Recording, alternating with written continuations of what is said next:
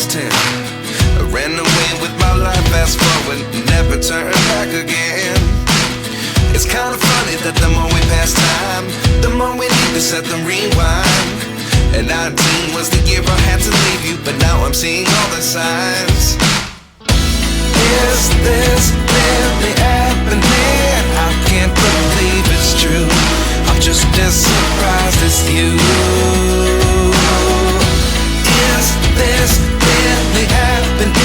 I can't be too sure, but one day I'll be yours again.